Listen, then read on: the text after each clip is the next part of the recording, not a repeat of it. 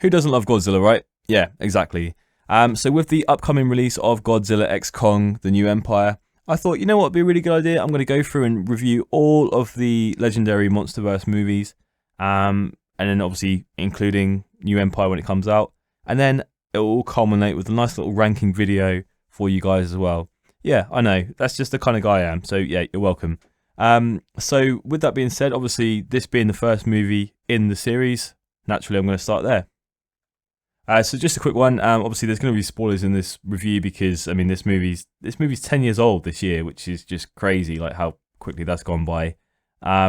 So yeah, I mean you've literally had a decade to watch it. So yeah.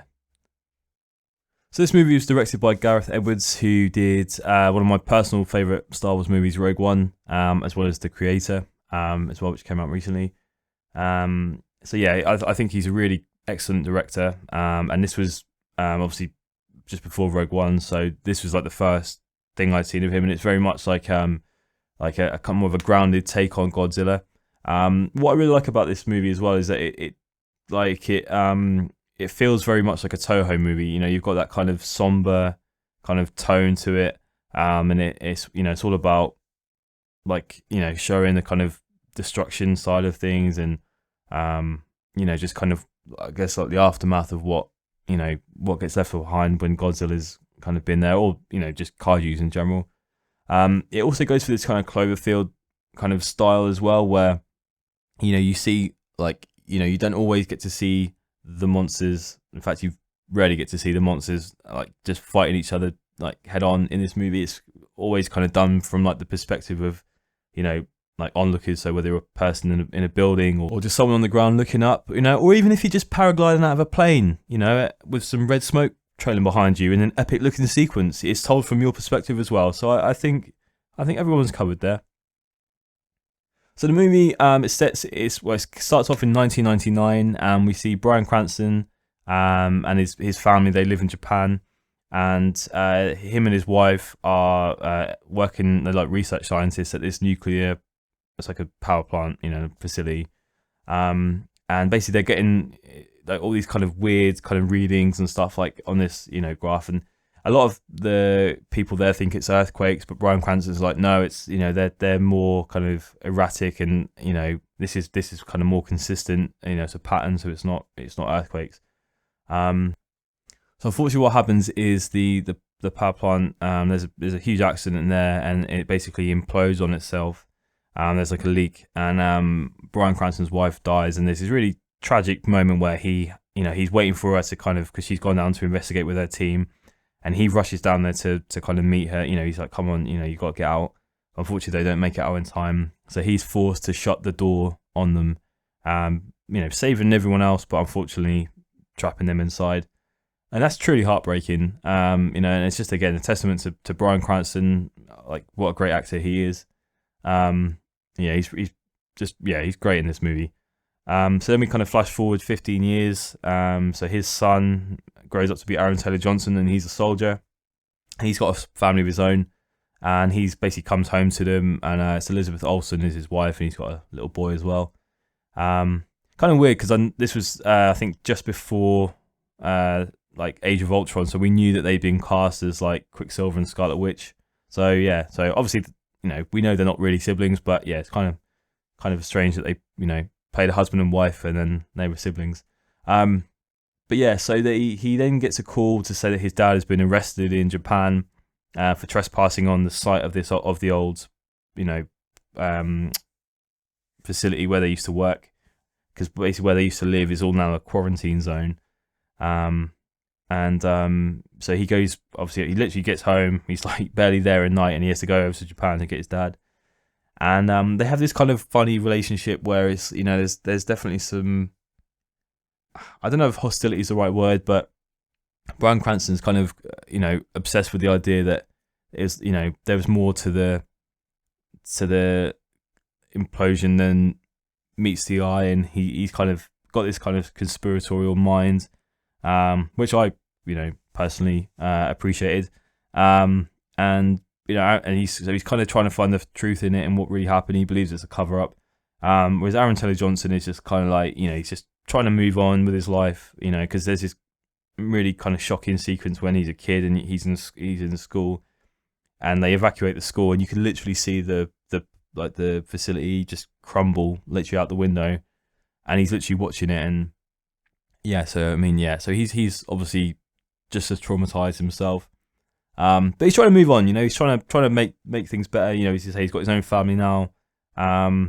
And Bryan Cranston is, still he's kind of stuck in the past, with it, and obviously just trying to get answers, for what really happened to his wife.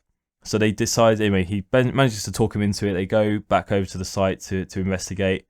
And it turns out that, it's all, as I say, quarantine because of radiation, leakage and stuff. But he has like a little radiation meter that he takes with him, and it turns out it's 0.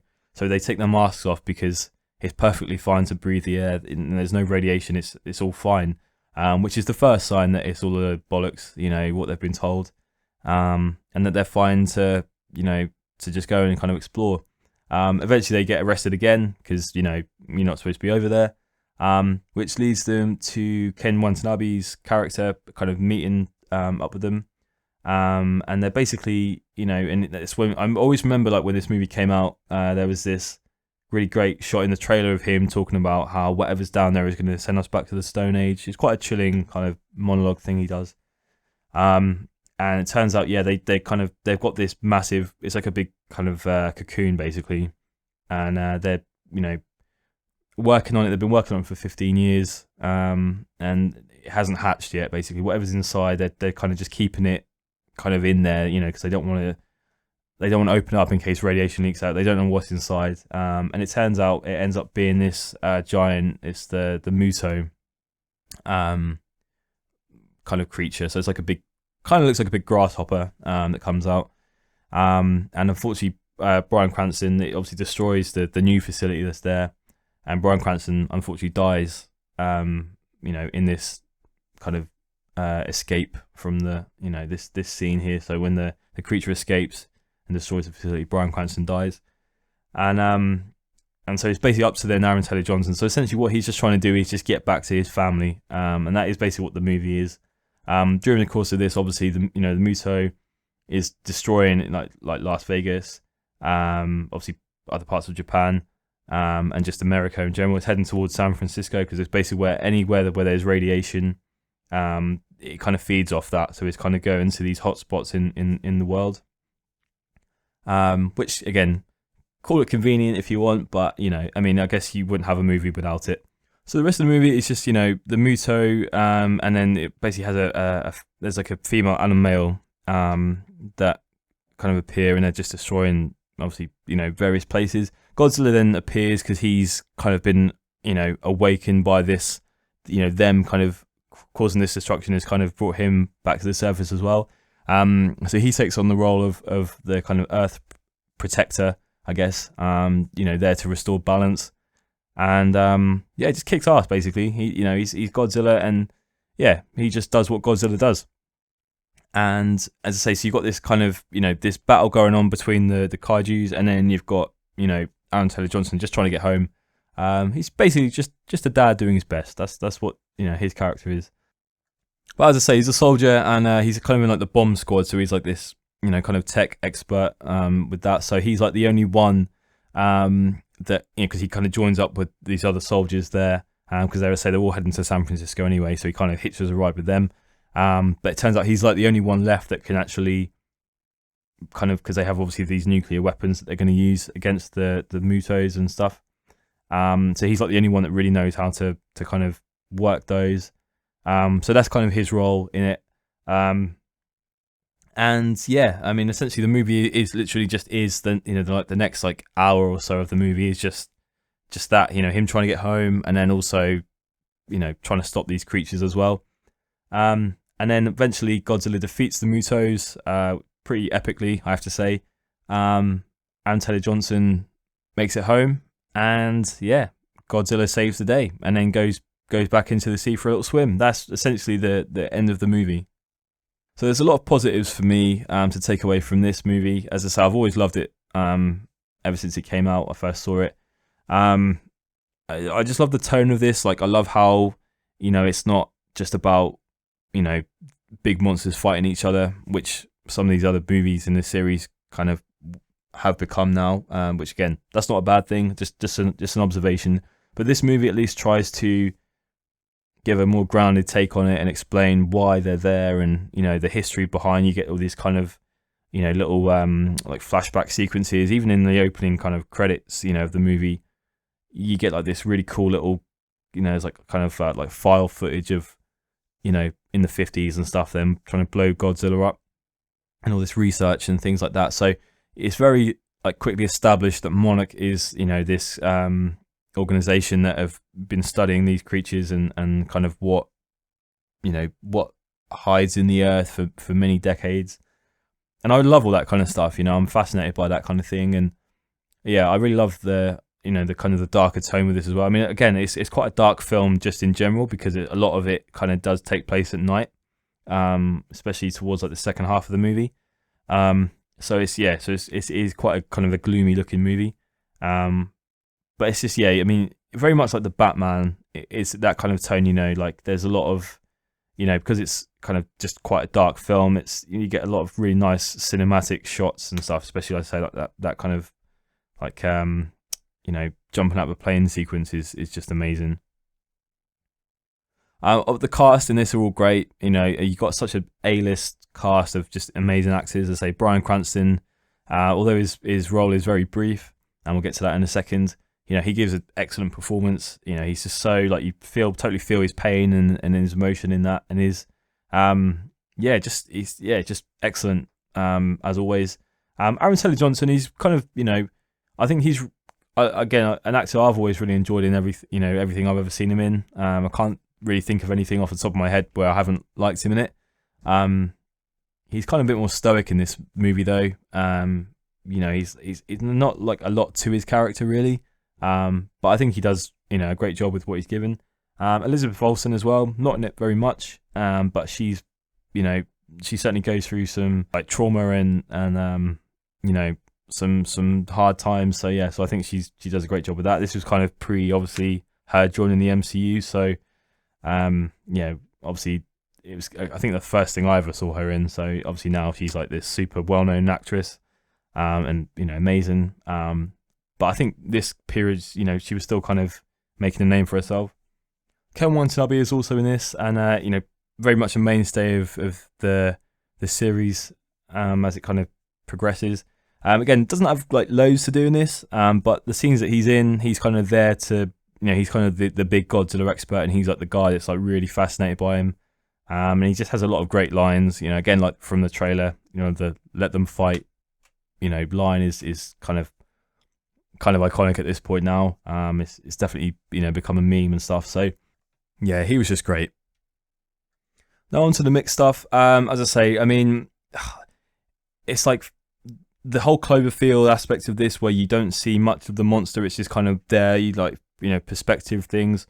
That works. You know, it's this movie's just one big fucking tease, basically. Like, you get some awesome Godzilla action sometimes, but you just don't get to see it that often. It's, you know, you'll see him fighting the two like Mutos, and then suddenly the doors will close and you don't get to see it. Or it's like you know, when the first time he appears and he's in like the Honolulu International Airport, and you see that massive foot just drop down, and he's like, and the camera zooms up and you see him, and you're like, shit, you know, things are about to kick off now. And then it just cuts away to like, you know, Aaron Taylor Johnson's son watching it on the news, and you see the fight, but just from like, you know, news footage and stuff.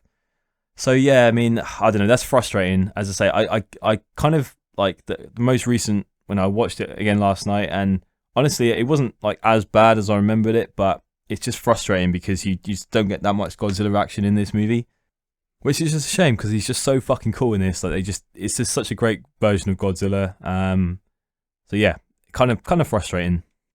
And then moving on to the negatives, one is that Bryan Cranston's character is just killed off way too early. And so you know, I get that they wanted to have Aaron Taylor Johnson kind of take on that kind of role, and it kind of gets passed down to him and stuff. But yeah, I don't know, Bryan Cranston, I would love to have seen his kind of character's reaction to Godzilla when he finally appears.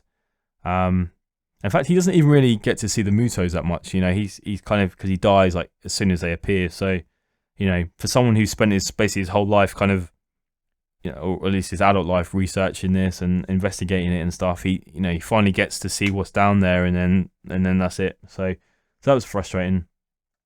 So overall, I mean, as I said, I love this movie. I always have done, and I'm sure I always will. You know, it's very much, I think, one of the more underrated Godzilla movies, and for one that, you know, a Western-made Godzilla film, I think it feels very much like a Toho film. There's definitely a lot of love and respect there done in it. As I say, there's, you know, two different versions of stuff. You know, you have this kind of Earth Protector, which is tends to be what we get over here, and then, like, you know, the Toho movies are more about him, you know, just being this unstoppable force of nature that you just, you know, just can't control. And he's not necessarily bad, but he's not necessarily good either, because he just appears and creates all sorts of chaos, you know. So yeah, I love this movie. I think all the, you know, so the cast are great. I think the story is really good. I think there's some amazing visuals, and, you know, the action, the limited action we do get in this movie, like with Godzilla, I think is excellent. Like, there's some really great kills. Like, one of my all-time favorite Godzilla kills is when he gets his atomic breath and he's got the Muto kind of holds open his jaw, and he just breathes his atomic breath down into his neck, and his head just fucking falls off. Like, that's awesome. But let's say, that being said, you know, we don't get a lot of Godzilla action in this movie, and I get, obviously, this is very much like setting up the rest of the series. It's setting up, you know, like the kind of the shared universe to come. So there's little Easter eggs and stuff to other characters in there.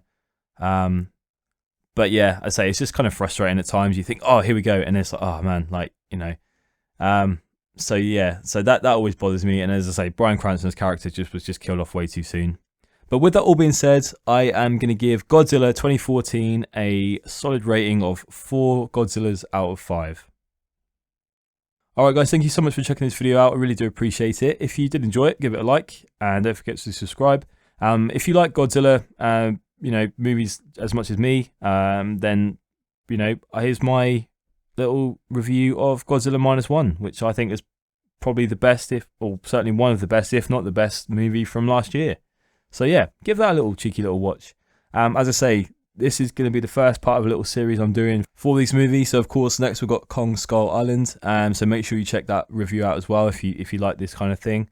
So yeah, again, thank you again for all your time. You know, and if you appreciate, you know, my opinions, then let me know in the comments. And even if you didn't, thank you for checking out and watching it anyway. So yeah, take care and have yourselves a bloody good day.